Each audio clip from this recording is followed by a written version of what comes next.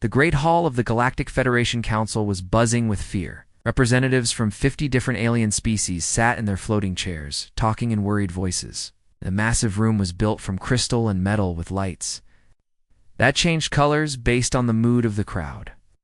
Today, the lights were deep red, the color of danger. Hyenwu crawled through the air vents above the council chamber.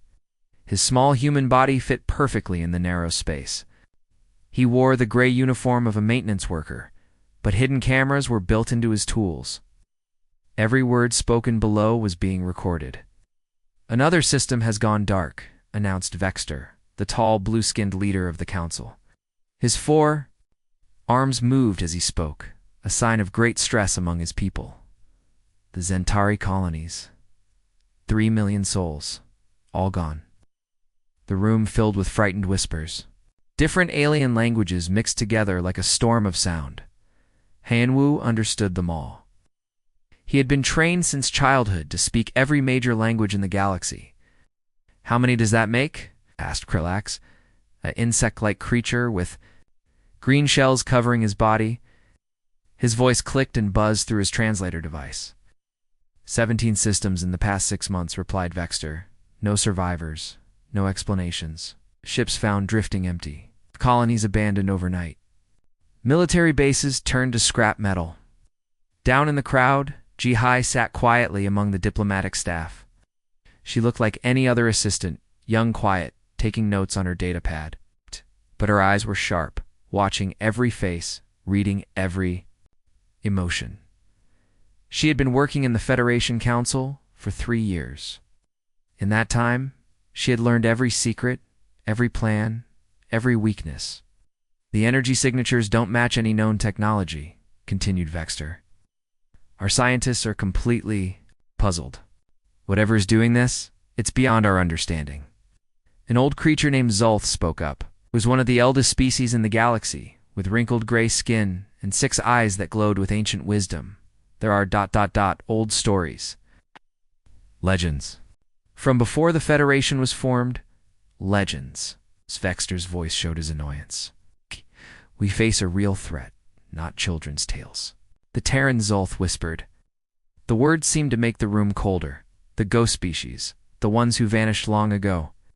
Many of the younger aliens looked confused, but the older ones shifted uncomfortably in their seats. In the darkness above, these aliens knew more than they admitted. "Terrans are myths," said Krillax, his shell rattling with nervous energy. "Stories told to scare young ones. They never existed." "Maybe they did," Zolth replied slowly. "The legends say they were a species of incredible violence. They could adapt to any environment, learn any skill, survive anything. They were said to be clever beyond measure, able to plan for generations ahead. Even if such creatures existed," Vexter said firmly, "they disappeared thousands of years ago. They are not responsible for these attacks." Jihai touched a small device hidden in her ear. She spoke in a voice so quiet only her hidden microphone could hear it. "Command, they're discussing the old stories." "Should I encourage them?" a voice whispered back through her earpiece. "No. Let them stay blind for now. We're not ready to reveal ourselves." Above them, Hyenwu continued recording. The aliens were arguing about patrol routes and defense strategies. They had no idea that their enemy was already among them, had been among them for decades. "The attack patterns show intelligence," noted Greshma, a large creature covered in thick fur. "Each strike targets the most important locations. Communication hubs, supply depots, research facilities. This isn't random destruction, which means we're dealing with an organized enemy," Vexter concluded. "But who? What species has this kind of power and remains hidden?" The question hung in the air like a poison cloud. Every species in the galaxy was represented in the Federation. Their combined military might was supposed to be unstoppable. The idea that some unknown force could challenge them was terrifying. "We need to increase patrols," suggested Krillax. "Send more ships to the outer systems." "With what?" Greshma growled. "Half our fleet is already searching for this ghost enemy. We're spreading ourselves too thin." "And we pull back," Vexter decided. "Abandon the outer colonies. Concentrate. Our forces around the core worlds, This caused an uproar. Representatives jumped to their feet, shouting in dozens of languages. The idea of abandoning colonies was unthinkable. The Federation had never retreated from anything. Jihai watched the chaos with cold eyes. These aliens thought they were the rulers of the galaxy. They had enslaved other species, destroyed entire worlds, conducted terrible experiments. We're learning what it felt like to be hunted. Order. Order, Baxter shouted, his 4 arms waving for silence. We will not abandon our people. We will find this enemy and destroy them. But how? Asked Zolth. They strike without warning. They leave no traces. They seem to know our every move before we make it. The old alien's words were more true than he knew. For decades, humans had been watching, learning, preparing. They had servants in every government, workers in every facility, agents in every military base. The Federation had been completely infiltrated without ever knowing it. Suddenly, alarms began ringing throughout the council chamber. Red lights flashed as an emergency message appeared on the main screen. The words were simple, but terrifying. Core World Zentari, all contact lost, immediate response required. The room fell silent. Zentari was not some distant colony.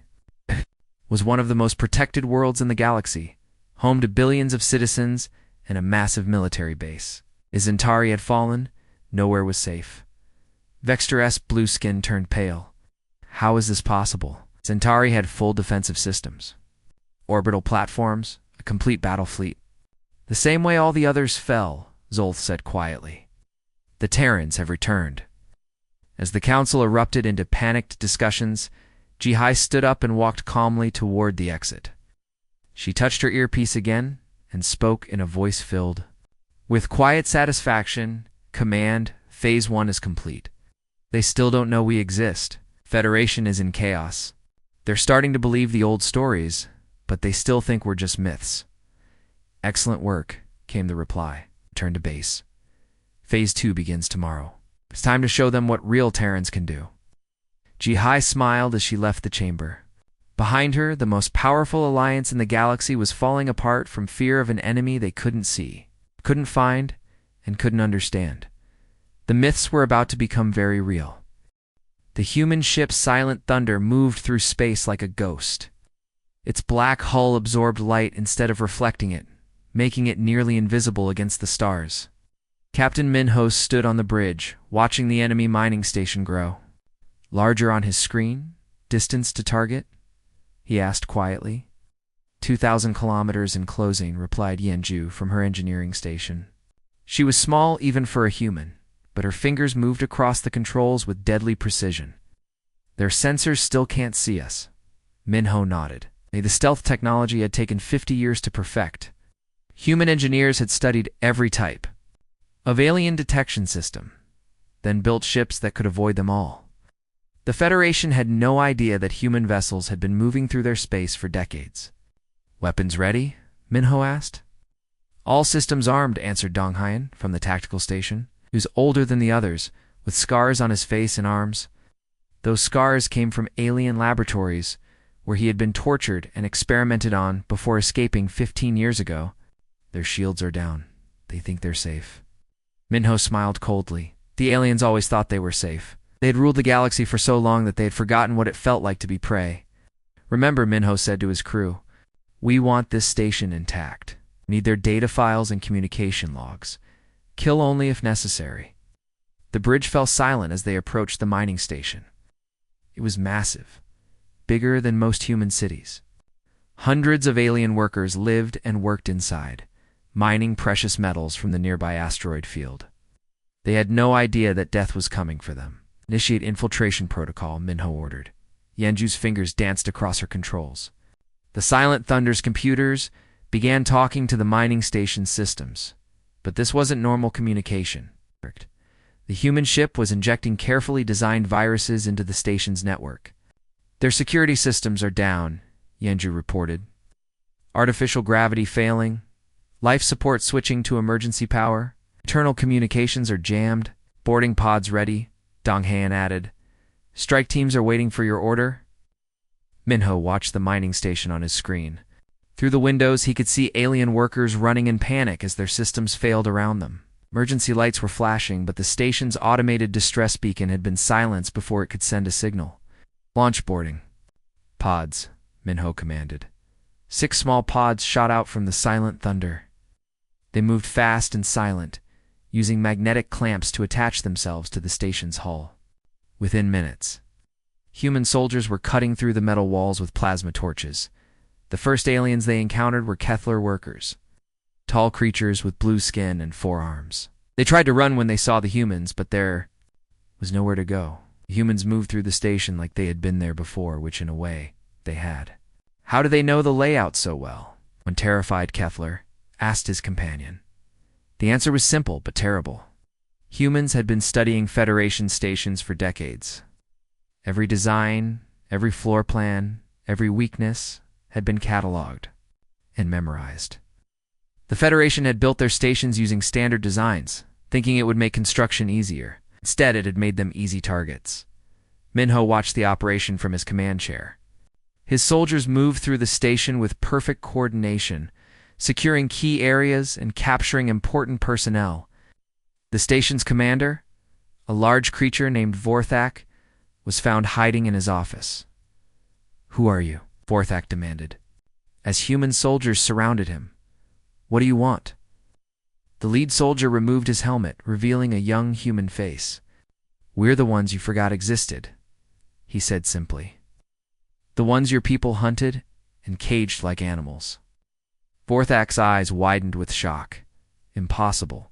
Humans are extinct. You're just a legend."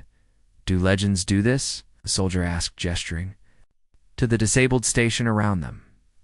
Meanwhile, in the station's data center, Yanju was downloading everything. Personnel files, shipping records, communication logs, military reports. Every piece of information would be studied and used to plan future attacks. "Captain," she reported through her radio, "I found something interesting. This station has been sending regular reports to a secret Federation research facility. They're studying captured humans." Minho's expression darkened. "Live subjects?" "Sir. Location coordinates included in the files." "Mark it for Phase 3, Minho ordered. "We'll deal with that facility soon." The operation took less than 2 hours. The mining station's crew was locked in their own detention cells, their weapons confiscated, their communications destroyed. But the humans weren't finished yet. "Attention Federation personnel," Minho broadcast over the station's intercom system. "You have been defeated by the Terran Liberation Fleet. Your station is now under our control." The words sent shockwaves through the captured aliens. Terran was the ancient name for humans, a word that hadn't been spoken in the galaxy for centuries. The myths were coming true. "You enslaved our people," Minho continued. "You experimented on our children. You hunted us for sport. You thought you had wiped us out completely." His voice grew harder, filled with generations of anger and pain. "You were wrong. We survived. We learned. We grew strong." The broadcast was being recorded by the station's communication system. When the Federation found this place, they would hear every word. They would know that their greatest nightmare had returned. "You have 48 hours to evacuate this system," Minho concluded. "Any Federation vessel that remains will be destroyed. This is your only warning." As the silent thunder prepared to leave, Deng Heian approached his captain. "Sir, shouldn't we destroy the station? Cover our tracks?" Minho shook his head. "No. I want them to find it exactly like this. I want them to see what we can do. Fear is a weapon too, and we're going to use it." The silent thunder detached from the mining station and vanished into the darkness. Behind them, the station drifted powerless and silent, its crew trapped inside with a message that would change everything. When Federation rescue ships arrived 2 days later, they found the station intact but completely disabled. The crew was alive but terrified. And in the station's databanks, they found something that made their blood run cold. The attackers had left behind a detailed analysis of Federation military capabilities. Ship designs, weapon specifications, defensive strategies. All of it studied and cataloged with surgical precision. The analysis was signed with a simple message. We know everything about you. You know nothing about us. The Federation had always believed they were the hunters. Now they were learning what it felt like to be the prey. Word of the attack spread quickly through Federation space. The mining station at Kepler 442 had been taken by an unknown enemy that called itself the Terran Liberation Fleet. The name sent chills through every alien who heard it. The myths were becoming reality. The humans had returned, and they were very, very angry. Federation Security Chief Vexamore stood in the ruins of the mining station, staring at the damaged control room. His team of investigators had been working for 3 days, but the more they discovered, the more frightened they became. Sir called out Detective Krillith, a young officer with shaking hands. You need to see this. Vexamore walked over to where Krillith was studying a computer terminal. The screen showed security footage from the attack. Alien workers ran in panic while human soldiers moved through the corridors like they owned the place. Watch this part, Krillith said, pointing at the screen. Humans go straight to the most important areas. They don't search or explore. They know exactly where everything is. Vexamore watched the footage carefully. Human soldiers moved with perfect precision. They went directly to the data center, the communication hub, the weapons storage, and the detention cells. They wasted no time and made no mistakes. How is that possible? Vexamore asked. Station's layout is classified information.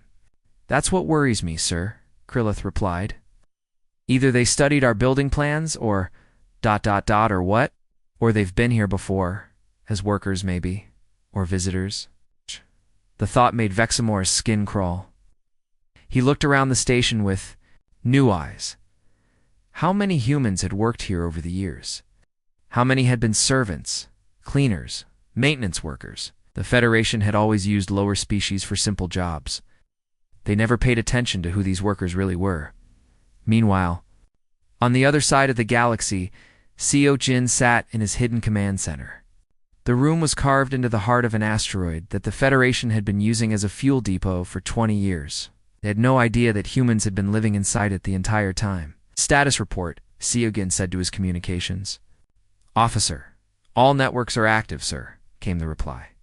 We have agents in place on 847 Federation facilities. The activation signal is ready to transmit. Seo Jin nodded. For 50 years, humans had been placing their people throughout Federation space. They worked as servants, assistants, maintenance crews, and even advisors. The aliens never suspected that their own staff were their greatest enemies. What about our deep cover agents? Seo Jin asked. All in position. Agent Hei-Wan reports that Admiral Gorthax still trusts her completely. She's been his aide for 15 years. Seo Jin smiled. Hei-Wan was one of their best agents.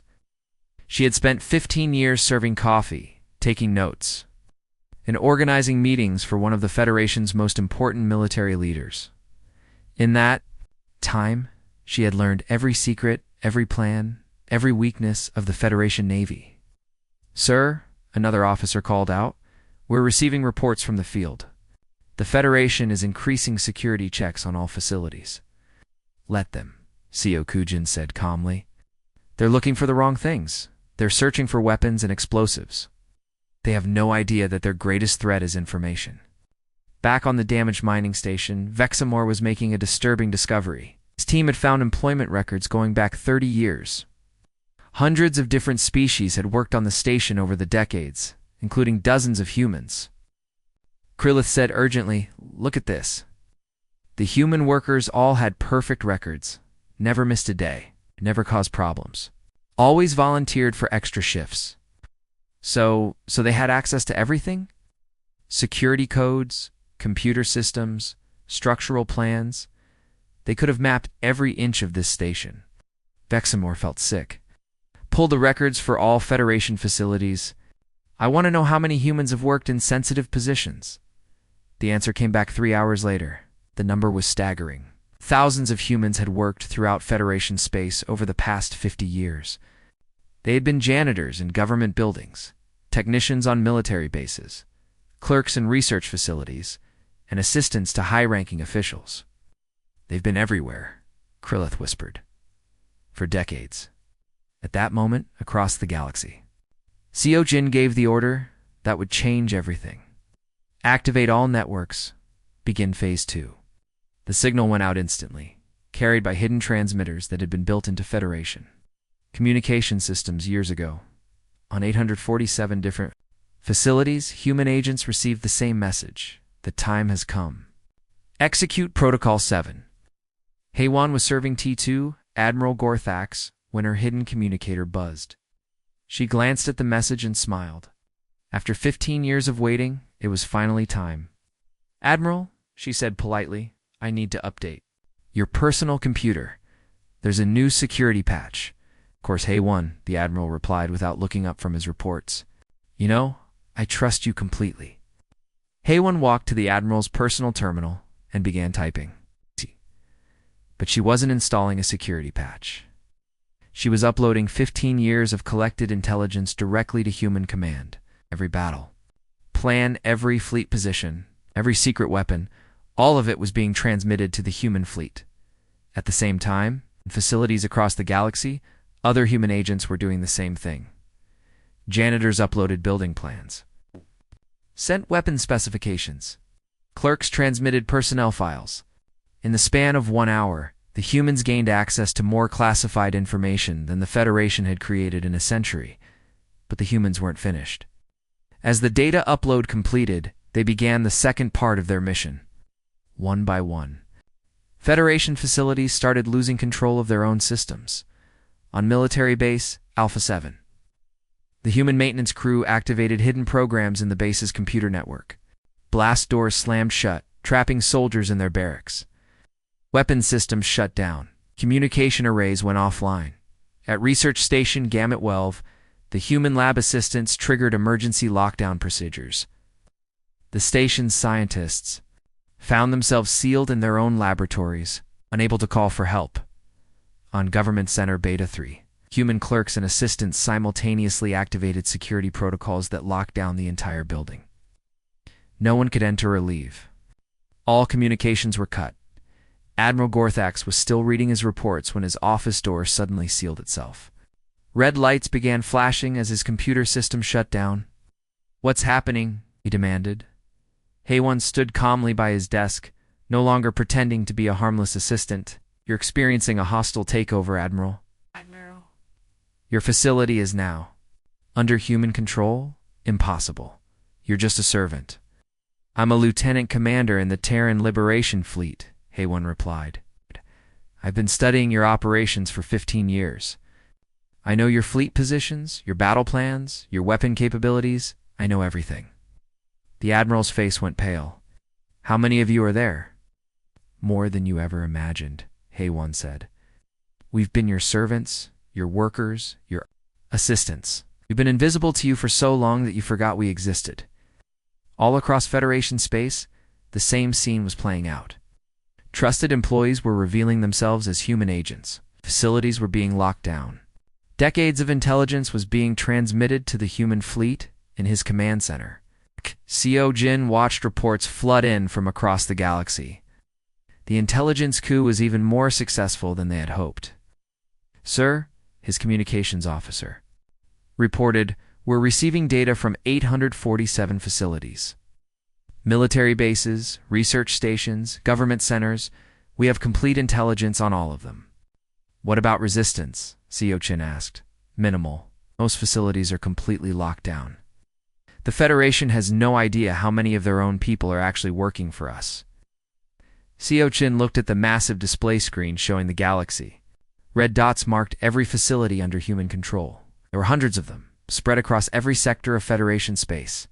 Gentlemen, he said to his staff, now the Federation just learned that they've been living with their greatest enemy for 50 years. They trusted us with their secrets, their facilities, their lives. He paused, savoring the moment. Now they know that every human they ever ignored, every servant they ever dismissed, every worker they ever looked down on, all of them were gathering intelligence for this moment. The screen showed more red dots appearing by the minute as human agents revealed themselves across the galaxy. The Federation wasn't just fighting an external enemy. They were fighting an enemy that had been living among them for generations.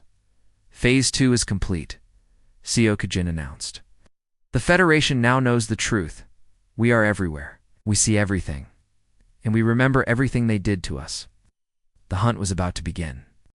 Supreme Commander Zextal stood on the bridge of the Federation's greatest warship, the Galactic Fist. Around him, a fleet of 300 vessels prepared for battle. This was the Federation's answer to the human threat. Overwhelming force. In superior numbers? Status report, Excel commanded. All ships ready for combat, sir, replied his tactical officer. We have the humans surrounded. Their base is trapped in the asteroid field ahead. Zextal smiled with satisfaction. The Federation had finally found a human stronghold. Intelligence reports showed it was heavily defended, but no single base could stand against 300 warships. This battle would end the human threat once and for all. Sir, the communications officer called out, we're receiving a transmission from the human base. Put it on screen, Zextal ordered. The main display showed a young human woman in a military uniform. She looked calm, almost bored. Behind her, other humans worked at their stations without any sign of panic. I am Commander Yunji of the Terran Liberation Fleet, she said. You are trespassing in human territory. Leave now or face the consequences. Zextal laughed. Human territory? You have one small base against my entire fleet? Surrender now, and we might let some of you live. I don't think you understand the situation, Yunji replied. You're not attacking us. You're flying into our trap. Before Zextal could respond, the transmission ended. He stared at the screen, confused by the human's confidence. How could she be so calm when facing certain death? Sir, his sensor officer called out urgently. I'm detecting anomalous readings from the asteroid field. What kind of readings? Energy signatures. Lots of them. The asteroids. They're not asteroids. Zextal's blood ran cold. Explain. They are artificial structures, sir. Weapons platforms. Hidden bases. The entire asteroid field is a massive military installation. As if responding to his words, the asteroids began to change. Metal surfaces slid away to reveal weapon batteries and missile launchers. What had looked like a natural formation was actually a carefully disguised fortress. How many? Zextal asked quietly. At least 50 major installations, sir. More? They're bigger than our largest battleships. Zextal realized the terrible truth. The humans hadn't built a base in the asteroid field. They had built the entire asteroid field. For decades, they had been constructing hidden fortresses, disguising them as natural formations. The Federation had been using this area as a navigation waypoint for years, never knowing they were flying past one of the most powerful military installations in the galaxy. All ships prepare for immediate retreat, Zextal ordered, but it was too late. The hidden platforms opened fire simultaneously. Beams of energy and streams of missiles filled the space around the Federation fleet. But these weren't ordinary weapons. They were specifically designed to counter Federation technology. The Federation ships' shields flickered and failed. Armor plating dissolved under the human weapons. Ships that had been considered unsinkable began breaking apart. Sir, our shields are useless, the tactical officer shouted. Their weapons are passing right through our defenses. Young pilot Junho sat in the cockpit of his fighter, watching the battle unfold. This was his first major combat mission, and he was amazed by what he saw. Federation warships, each one supposedly invincible, were being destroyed by weapons they couldn't even defend against. How do our weapons work so well? Asked his wing commander over the radio. 50 years of preparation, came the reply. Every piece of Federation technology has been studied, tested, and countered. We know exactly how to beat their shields, their armor, their weapon systems. Junho watched as Federation ships tried to return fire. Their weapons struck the human platforms, but the damage was minimal. Human shields held strong while Federation defenses crumbled. Red Squadron, begin attack run, his commander ordered. Target the command ships. Junho's fighter accelerated toward the Federation flagship. Around him, dozens of other human fighters moved like a school of fish, coordinating their attacks with perfect precision. They had trained for this battle for years, running simulations. Based on captured Federation data, On the bridge of the Galactic Fist, chaos reigned. Systems were failing, crew members were panicking, and Supreme Commander Zextal was realizing that his supposedly superior fleet was being destroyed by the enemy that understood them better than they understood themselves. "Sir, we're being targeted by multiple fighter squadrons," his tactical officer reported. "They're using some kind of coordinated attack pattern. Shoot them down," Zextal ordered. "We're trying, sir, but they seem to know exactly how to avoid our weapons.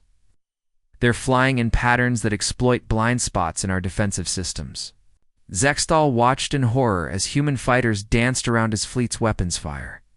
They moved like they had memorized every Federation ship design, every weapon placement, every defensive weakness. Because they had. Meanwhile, on the hidden command platform, Commander Yunji coordinated the battle with cold efficiency.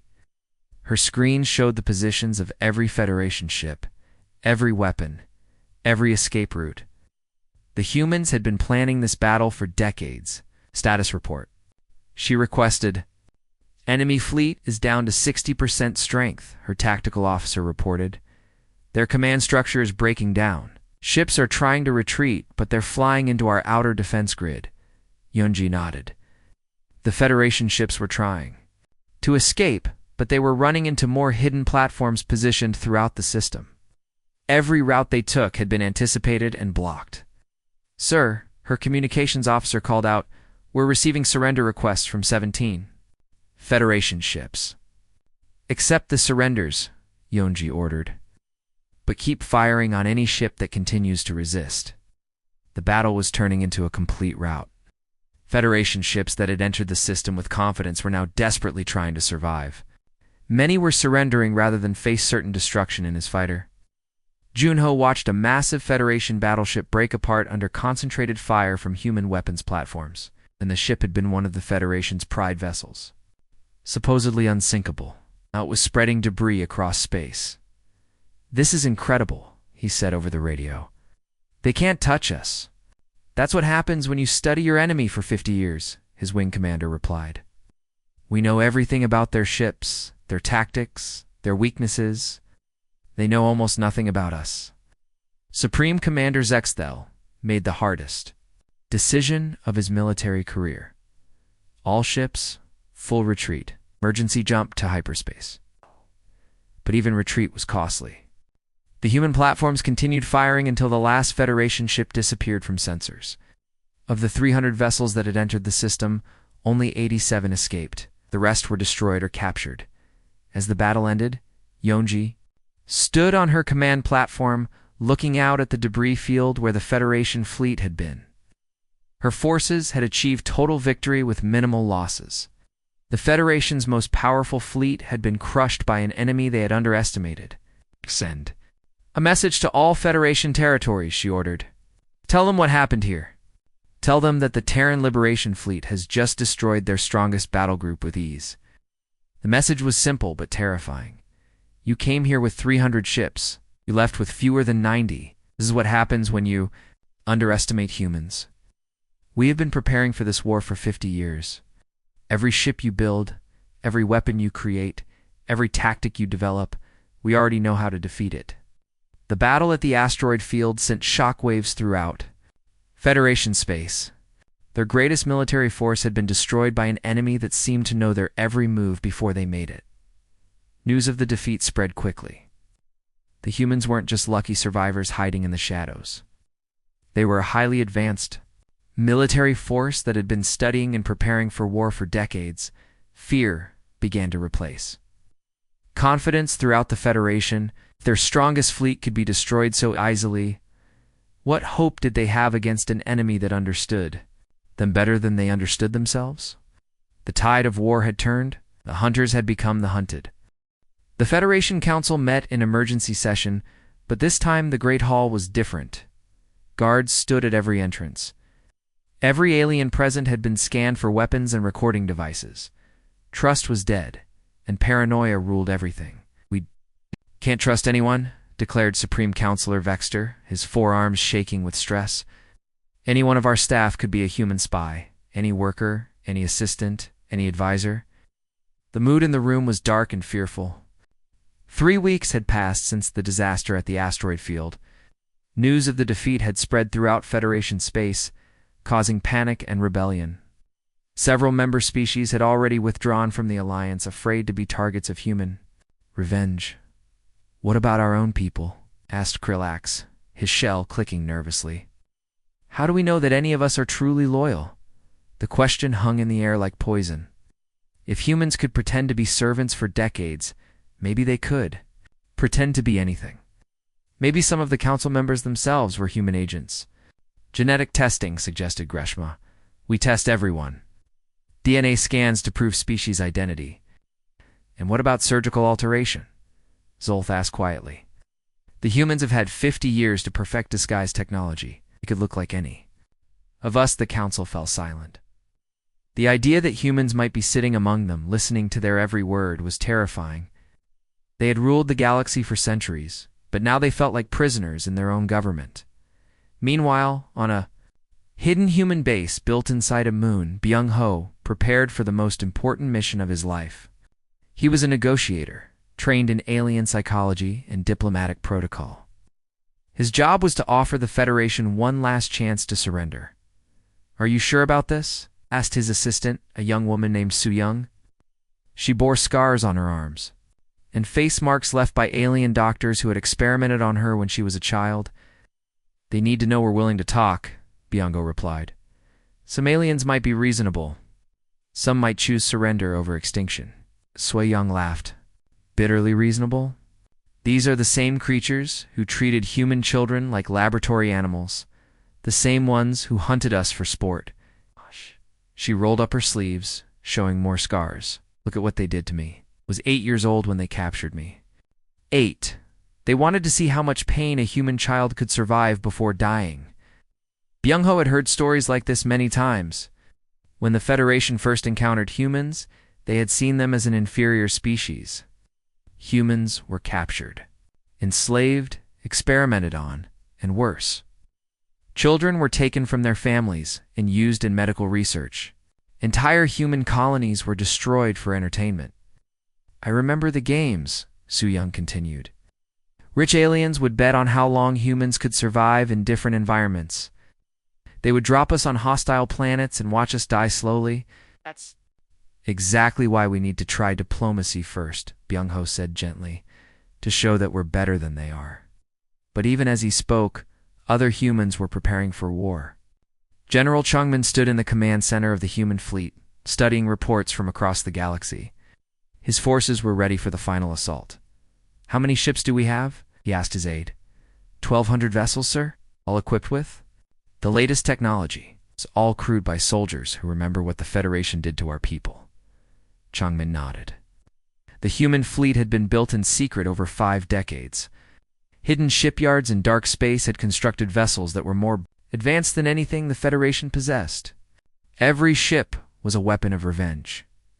"What about our new allies?" Changmin asked.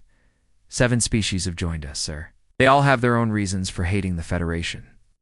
This was one of the Federation's greatest fears coming true. Other species who had been oppressed or enslaved were now joining the human cause. The galaxy was turning against the aliens who had ruled it for so long. Back on the Federation capital world, Byung-ho's ship approached the planet's orbital defenses. His vessel was small and unarmed, flying under a flag of truce. But the Federation was so paranoid that they almost shot him down anyway. "Unidentified vessel, state your business," came the challenge from the defense grid. "This is Diplomat Byung-ho of the Terran Liberation Fleet," he responded calmly. "I request permission to address the Federation Council." The silence that followed lasted several minutes. Finally, a nervous voice replied, "Permission granted. But any aggressive action will result in immediate destruction." Byung-ho's ship was escorted to the capital by 24 Federation warships. Every weapon was trained on his small vessel. The aliens were taking no chances. When Byung-ho entered the council chamber, the reaction was immediate. Several aliens jumped back in fear. Others reached for weapons that weren't there. They had never seen a human speak as an equal before. Honorable Counselors, Byung-ho began, his voice calm and professional. I come with an offer of peace. Peace. Vexter's voice cracked with stress. You've been destroying our colonies and fleets. We've been reclaiming what was stolen from us, Byung-ho corrected. Every system we've taken was once a human world. Every facility we've captured was built with human slave labor. He activated a holographic projector, showing images of human suffering, pictures of children in alien laboratories, videos of humans being hunted for sport, records of entire colonies being destroyed for entertainment. This is what you did to us, Byung-ho said quietly. Ow. For centuries, you treated us as animals. You experimented on our children. You hunted our families. You tried to wipe us out completely. Several council members looked away from the images. Others tried to justify the actions, but their words sounded hollow even to themselves. We offer you a choice, Byung-ho continued. Surrender now and face trial for your crimes. Some of you might survive. Some might even be allowed to keep small portions of your territory. And if we refuse, asked Krulax, then we will take everything by force. Your fleets will be destroyed.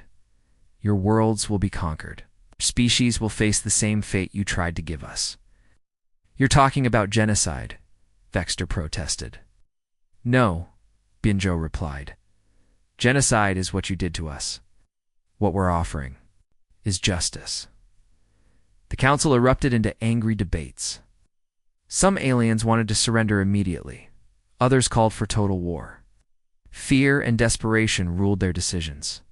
You have 48 hours to decide, Byung-ho announced. After that, General Changmin will begin the final assault. As Byung-ho left the council chamber, he knew what their answer would be. The Federation would never surrender voluntarily. They were too proud, too arrogant, too convinced of their own superiority. On his ship, Su-young waited for him. Did it go? As expected, Byung-ho replied.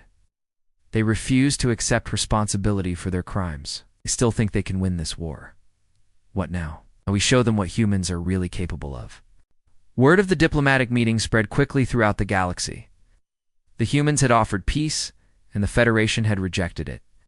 Now, there would be no mercy, no quarter, no second chances. In hidden bases throughout space, human forces prepared for the final battle. Soldiers who had grown up hearing stories of alien cruelty checked their weapons. Pilots who had lost family members to Federation experiments climbed into their fighters. Engineers who had been born in hiding made final adjustments to weapons, designed for revenge. The Federation had chosen war over justice. Now they would learn the price of that choice. The reckoning was coming, and it would be written in fire across the stars. The 48 hours passed like a countdown to the end of the world. In the Federation capital system, every available warship gathered around the home planet. Nearly 2,000 vessels formed defensive lines, their weapons pointed toward empty space, waiting for an enemy that could appear from anywhere. Supreme Counselor Vexter stood on the bridge of the Federation's most powerful battleship, the Eternal Glory.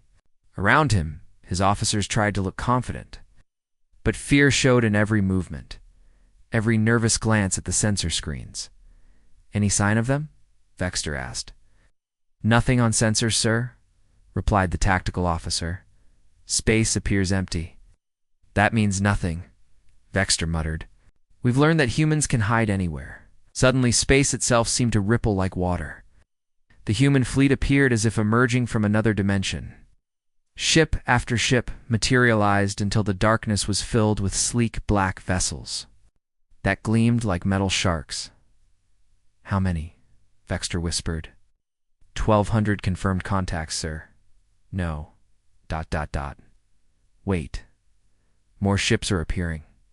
1,500, 2,000, they're still coming. The human fleet was larger than anything the Federation had imagined. But size wasn't the only shock. The ships themselves looked impossible. They moved without engine trails, turned without thrusters, and seemed to ignore the basic laws of physics. General Changmin stood on the bridge of his flagship. The final justice. He had waited his entire life for this moment. Around him, his officers worked with calm efficiency. Oh. There was no fear here, only determination. "All ships report ready, sir," his aide announced. "Begin the demonstration," Changmin ordered. The human fleet didn't attack immediately. Instead, they displayed their power in a way designed to break Federation morale. Human ships moved through the enemy formation like ghosts, appearing and disappearing at will. They seemed to phase through Federation vessels without causing damage, but the message was clear. Human technology was beyond Federation understanding. "Sir!" the Federation tactical officer called out in panic. "They're moving through our ships. Their vessels are ignoring our shields, our hulls, everything. Fire at will," Vexter ordered. "All ships open fire." The Federation fleet unleashed everything they had. Energy beams, missiles, plasma cannons, the space around the human ships lit up like a deadly fireworks display. But when the light faded, the human vessels were untouched. They hadn't even raised shields. "Impossible," Vexter breathed. "How are they doing this?" His answer came from an unexpected source. Haiyan Wu's voice filled the communication channel, calm and educational. "You're wondering how we survive your weapons," he said. The answer is simple. We've had 50 years to study every piece of Federation technology. We know exactly how your weapons work, what frequency they use, what particles they emit. On the screen, Haiyan Wu appeared. He was older now, wearing the uniform of a human admiral. This was the same maintenance worker who had crawled through air vents to spy on the Federation Council. "Our ships are equipped with defensive systems, specifically designed to counter your weapons." Haiyan Wu continued. "Your energy beams pass harmlessly through our shields. Your missiles lose tracking when they get close to our hulls. Your plasma weapons simply dissipate against our armor." "What do you want?" Vexter demanded. "Justice," Haiyan Wu replied simply. "You had your chance to surrender. You refused. Now you face the consequences of 50 years of human preparation." The real attack began. Human weapons fired for the first time, and the difference was devastating. Federation ships that had survived the earlier demonstration now exploded under precise surgical strikes. Human weapons seemed to know exactly where to hit for maximum damage. Captain Minho, now commanding his own battle group, watched as Federation defenses crumbled. His ships moved through enemy formations like wolves among sheep. Every attack was perfect. Every shot found its mark. "Target their command ships," he ordered. "End this quickly." But the Federation had one last desperate plan. If they couldn't win the battle, they would make the victory costly. Several Federation ships broke formation and headed directly for the human fleet, the reactors overloading for suicide attacks. The human response was swift and merciless. Before the Federation ships could reach their targets, they simply stopped. Their engines shut down, their weapons powered off, their life support systems switched to minimum. "What did you do to them?" Vexter asked in horror. "Computer viruses," Jihai's voice answered over the communication channel. "Wore the uniform of a human intelligence commander? We've been studying your computer systems for decades. Every ship in your fleet is running software that we helped design." It was the final revelation. Not only had humans infiltrated Federation society, they had helped build Federation technology. The computer systems running Federation ships contained hidden programs that humans could activate at will. "Your ships belong to us now," Jihai continued. "We can shut them down, control them, or destroy them from the inside. You never had a chance in this battle. One by one, Federation ships surrendered or were disabled. The mighty fleet that had been assembled to defend the capital world was reduced to floating scrap metal. The battle lasted less than 2 hours. When it was over, Changmin gave the order for landing forces to secure the planet below. Human soldiers, many of them survivors of Federation experiments, would finally walk free on the worlds their tormentors had called home. 3 months later, the galaxy had a new order. The Federation Council met for the last time, but now they sat in a courtroom instead of a government chamber. Human judges, many of them former prisoners, listened to evidence of crimes against humanity. Vexter, now in chains, faced his accusers. "You've won," he said bitterly. What happens now? Timon, the overall commander of human forces, stood to answer. He was older now, gray-haired, but still strong. Now you face trial for your crimes. Some of you will be executed, others will spend their lives in prison. Few might be allowed to live under strict supervision. And our species, our worlds? Your species will survive, Timon replied, but you will never again rule others. The galaxy has new management now. In schools throughout human space, children learned about the old days when aliens had hunted their people for sport. The teacher, an elderly Haiyan Wu with gray hair and kind eyes, showed them pictures of the dark times. Remember, he told his young students, there was a time when the galaxy thought humans were just myths, stories told to frighten children. They thought we were extinct, powerless, forgotten. A young girl raised her hand. What happened to change that, teacher? Haiyan Wu smiled, the same smile he had worn when recording Federation secrets decades ago. The myths came true, child. The galaxy learned that sometimes the most dangerous enemy is the one you think doesn't exist. He looked out the classroom. Window at the bustling human city below, where aliens now worked under human supervision, building a better galaxy for all species. They forgot the most important rule about myths, Haiyan Wu continued. Sometimes they're not just stories. Sometimes they're warnings. And sometimes, if you're not careful, the myths come looking for you. The children laughed and returned to their lessons, growing up in a galaxy where humans were no longer prey, but protectors. The long hunt was over. Justice had been served. And the myths had become reality.